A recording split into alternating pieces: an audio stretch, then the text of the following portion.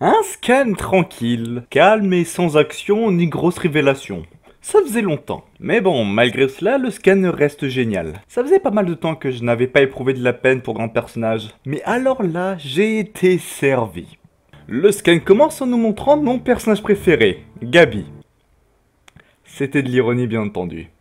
Salope. Cette dernière est accompagnée de l'enfant qui, dans le scan précédent, lui avait proposé de la rejoindre pour manger, et de Falco, un de mes personnages préférés. Et non, cette fois-ci ce n'est pas de l'ironie. Je trouve que Falco est un excellent personnage. Il est gentil, lucide, bon, ok, il a aussi des pulsions suicidaires de temps en temps, mais bon, à part ça, je trouve qu'il est un excellent personnage. Une fois arrivé à côté de la maison de la jeune fille, Gabi remarque directement qu'il y a des chevaux près de la maison, car il s'agit en réalité d'une ferme, et que ces derniers seraient un excellent moyen pour s'échapper rapidement de ce lieu. Mais Falco lui explique que s'il voulait s'enfuir à cheval, il se ferait rattraper facilement. Le mieux est donc de rester caché quelque temps en travaillant dans la ferme. Mais bon, Gabi commence déjà à nous faire son petit cinéma de non, je ne veux pas manger avec des démons et blablabli et blablabla. On est habitué quoi. Falco lui dit alors de ne rien dire de stupide et de le laisser faire. Le père demande alors aux deux enfants qu'est-ce qui les amène chez eux. Falco leur répond alors avec un accent de Marley du Sud, car oui, il y a des accents dans SNK, que heureux de vous rencontrer, je suis Ben et voici Mia. Ok, je vais arrêter de prendre un accent, c'est complètement stupide. En gros, Falco lui dit qu'il s'appelle Ben et Gabi se nomme Mia. Ils sont frères et sœurs et ont décidé de s'enfuir de leurs parents. Falco supplie alors le père de leur donner du travail pour rester ici quelque temps. Le père lui répond que des enfants ne sont pas supposés s'incliner devant d'autres personnes et les accueille dans la ferme Brosse. Oui, ferme Brosse. Vous le sentez venir à combien de kilomètres le malaise? Le pire, c'est que le père de Sacha ne sait pas que c'est Gabi qui a tué sa fille, et inversement, Gabi ne sait pas que l'Eldienne qu'elle a tuée était Sacha. Du coup, Falco et Gabi se mirent à table avec leur nouvelle famille provisoire. Mais bon, encore une fois, Gabi décide de faire sa rebelle et repousse la main de la mère de Sacha. Enfin, je crois que c'est sa mère, hein. Du coup, encore une fois, gros malaise pour Falco, qui croyait que c'était la fin. Mais non, le père de Sacha dit que Gabi est encore traumatisée par ses parents. Falco change alors le sujet en commençant à manger le repas, qui m'a l'air succulent. Bah vous savez quoi, je reviens, je vais manger un petit coup.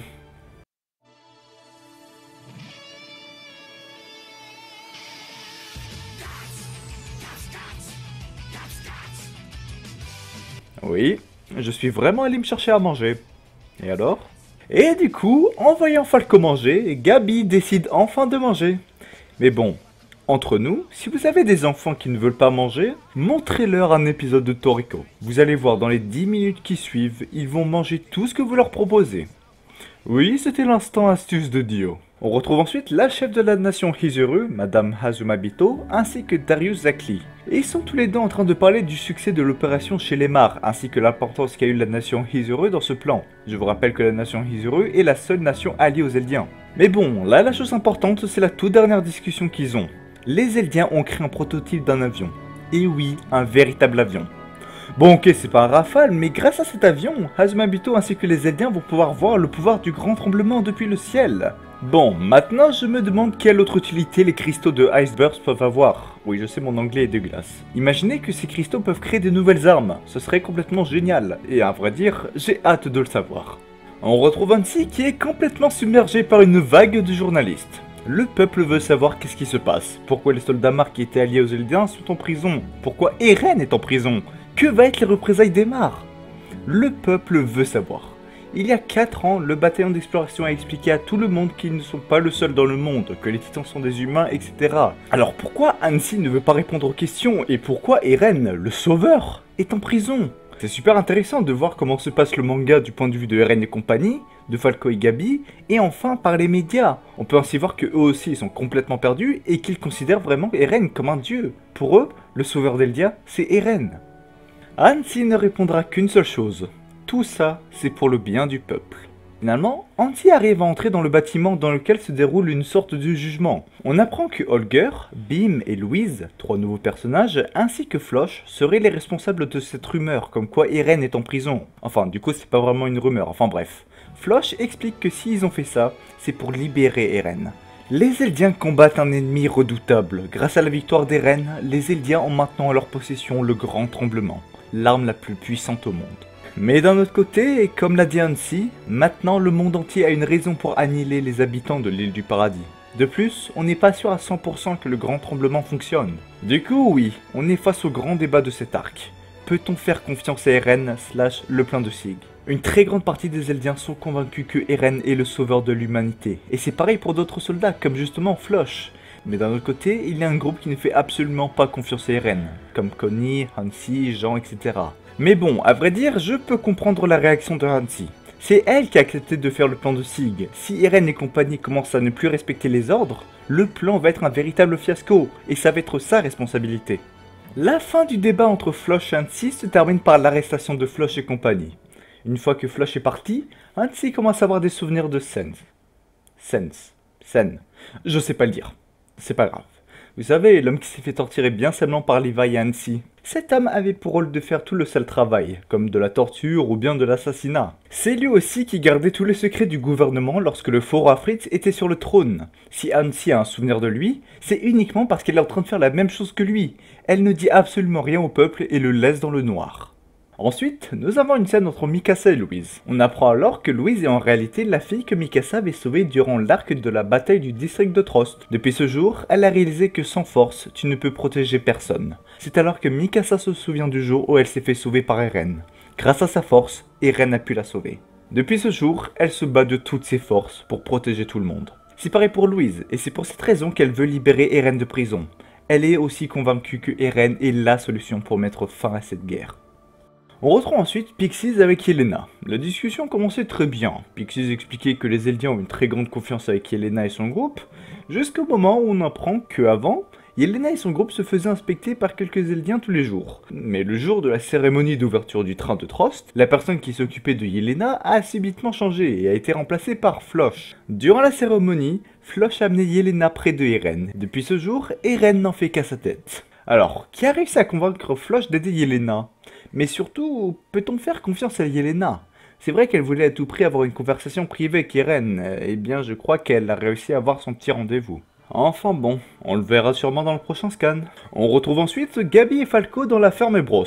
Ces derniers sont en train de nettoyer les écuries, jusqu'au moment où tu as Jean qui décide de mordre Gabi.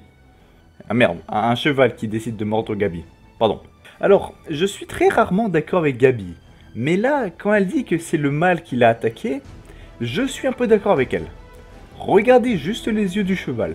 Bon ok, c'est un cheval, mais perso si je vois un cheval avec ces yeux-là qui me regarde dans la rue, enfin, dans la campagne plutôt, parce que s'il y a un cheval dans ma ville, là il y a un problème, personnellement, je cours aussi vite que je peux. Falco explique ensuite à Gabi que non, ils ne pourront pas s'enfuir à l'aide de ses chevaux, et que le mieux est de rester quelque temps dans la ferme, car dans tous les cas, tôt ou tard, les mares vont arriver sur l'île du paradis et pourront alors les délivrer. Alors que Gabi demande à Falco s'il en veut à Sig, Falco se rappelle que si les Eldiens ont pu attaquer Mar, c'est à cause de lui. C'est lui qui a transmis la lettre d'Eren aux Eldiens. Mais bon, pour sa défense, il pouvait pas vraiment savoir. Alors que Gabi était en train de demander à Falco pourquoi elle l'avait appelé Mia, Kaya entre dans l'écurie pour les prévenir que c'était l'heure du déjeuner.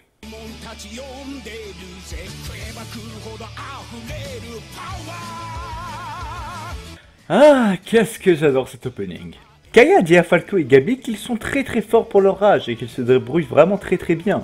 C'est alors qu'arrive le petit moment de malaise. Kaya leur explique qu'elle est une orpheline et que ce lieu est le fameux orphelinat créé par Historia. En entendant ça, Gabi décide de dire à Kaya que si autant d'enfants souffrent, eh bien c'est bien fait pour eux. C'est ce qu'ils méritent. Et c'est alors que Kaya leur demande si c'est ce qu'ils ont appris à Mar. À ce moment-là, j'aurais bien voulu être à côté de Falco et Gabi juste pour bien voir en détail la tête qu'ils ont fait en entendant ces mots.